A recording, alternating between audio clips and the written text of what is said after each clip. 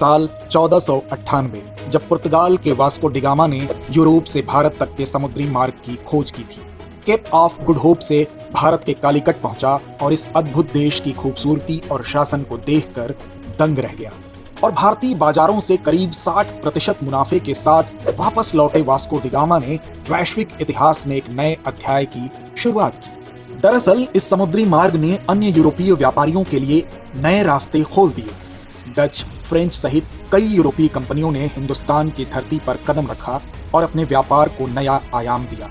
गौरतलब है कि उस दौर में भारतीय मसालों का दुनिया में डंका बज रहा था और इसमें काली मिर्च का प्रभाव इतना गहरा था कि उस दौर में इसकी तुलना सोने से की जाती थी और इसे ब्लैक गोल्ड के नाम से भी जाना जाता था।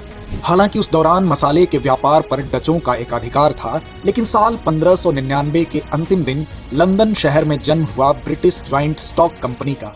यही कंपनी आगे चलकर ईस्ट इंडिया कंपनी के नाम से मशहूर हुई। शुरुआती दौर में इस कंपनी पर ब्रिटिश व्यापारियों और अभिजात वर्ग का ही आधिपत्य था। 31 दिसंबर 1599 को तत्कालीन महारानी एलिजाबेथ प्रथम ने उन्हें एक रॉयल चार्टर दिया। रॉयल चार्टर का मतलब था एक रिटर्न ऑर्डर, जिसका मतलब था कि ईस्ट इंडिया कंपनी जो इंग्लैंड में बनी है, दुनिया के अलग अलग जगहों पर जाकर मसालों और दूसरी वस्तुओं का व्यापार कर सकती है। आसान भाषा में कहें तो उन्हें एक प्रकार का ट्रेडिंग लाइसेंस मिल गया। इसके साथ ही इसे कई विशेषाधिकार भी मिले, जिसमें अपना खुद का पैसा छापना, अपने अनुसार व्यापार वाले क्षेत्र में नियम कानून बनाना शामिल थे। इसके साथ ही क्वीन एलिजाबेथ प्रथम ने कंपनी को क्षेत्र सीमा भी बताई थी और वह था केप ऑफ गुड होप के पूर्व और मैगलन राज्यों के पश्चिम में बसा क्षेत्र। इसके बाद शुरू हुई ईस्ट इंडिया कंपनी की यात्रा, जिसमें वो सबसे पहले समुद्री मार्ग के जरिए पहुंचे इंडोनेशिया की ओर। हालांकि उस वक्त वहां डच व्यापारियों की पकड़ बेहद मजबूत थी और साथ ही वे सैन्य शक्ति से भी परिपूर्ण थे। ऐसे में ईस्ट इंडिया कंपनी यहां अपनी जगह नहीं बना पाई, जिसके बाद कंपनी ने भारत का रुख किया और 24 अगस्त 1608 को ईस्ट इंडिया कंपनी के राजनयिक विलियम हॉकिंस पहली बार भारत में सूरत पहुंचे। लेकिन भारत में भी कंपनी के लिए मुश्किलें कम नहीं थीं। दरअसल यहाँ पहले से ही पुर्तगाली अपनी पैठ जमा चुके थे। इसके साथ ही भारत में उस समय मुगलों का शासन था। विलियम हॉकिंस यह बात भली भांति जान चुके थे। यहाँ टिकने के लिए उन्हें सरकार की अनुमति लेनी होगी। इसलिए बिना समय गंवाए विलियम सीधे पहुंचे आगरा, जहां बादशाह जहांगीर का दरबार लगा था।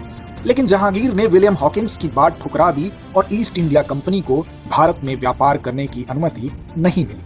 बहरहाल कंपनी ने हार नहीं मानी और 18 सितंबर 1615 को एक बार फिर मुगल दरबार में दाखिल हुए इंग्लैंड के आधिकारिक राजदूत सर थॉमस रो।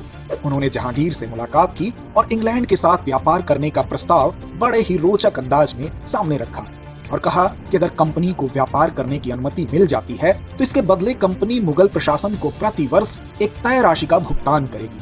और इस तरह 3 साल तक लगातार अनुनय विनय के बाद सर थॉमस रो को सफलता हासिल हुई और जहांगीर ने ईस्ट इंडिया कंपनी के साथ एक व्यापारिक समझौते पर हस्ताक्षर किए। समझौते के तहत कंपनी ने अलग अलग हिस्सों पर अपनी फैक्ट्री स्थापित की। अब कंपनी की नजर बंगाल और साम्राज्य के दक्षिणी हिस्से पर थी। क्योंकि मुगल साम्राज्य कई प्रांतों में बटा हुआ था और बढ़ते समय के साथ मुगल शासन कमजोर पड़ने लगा था और धीरे धीरे उसकी जगह स्थानीय प्रशासन लेने लगा था। वहीं इन सबके बीच साल 1662 में इंग्लैंड के राजा चार्ल्स द्वितीय की शादी पुर्तगाली राजकुमारी कैथरीन से हुई और उन्हें दहेज में भारत का शहर बॉम्बे मिला। अब बॉम्बे इंग्लैंड के अधिकार क्षेत्र में था तो ईस्ट इंडिया कंपनी की पहुंच यहाँ आसान हो गई। साल 1707 में जब औरंगजेब की मौत हुई तब मुगल साम्राज्य की सीमा सिकुड़ गई थी और उनके पास राजस्व का एकमात्र स्रोत बंगाल बचा था। कर राजस्व केवल बंगाल से आता था, बाकी सभी प्रांत स्वतंत्र रूप से कार्य कर रहे थे। यही सिलसिला आगे भी जारी रहता है, लेकिन साल 1756 में बंगाल के नवाब अली वर्दी खान की मृत्यु के बाद हालात बदलने लगते हैं और बंगाल के नए नवाब बनते हैं सिराजुद्दौला। नवाब सिराजुद्दौला अंग्रेजों की नीतियों के खिलाफ थे और वे अंग्रेजों के मंसूबों को भांप गए थे। इसलिए उन्होंने ईस्ट इंडिया कंपनी द्वारा बंगाल में व्यापार के नाम पर बनाए जा रहे किलों का विरोध किया और अपने 30,000 सैनिकों को भेजकर कलकत्ता में ईस्ट इंडिया कंपनी की फैक्ट्री पर कब्जा कर लिया तथा उनके कार्यकर्ताओं को एक छोटे से कमरे में बंद कर देते हैं, जिसमें घुटन के कारण कई व्यक्तियों की मौत हो जाती है। नवाब सिराजुद्दौला के इस कदम से ईस्ट इंडिया कंपनी को बड़ा झटका लगता है।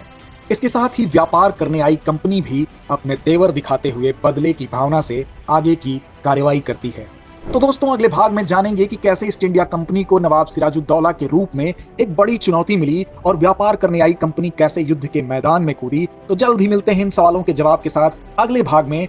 जय हिंद।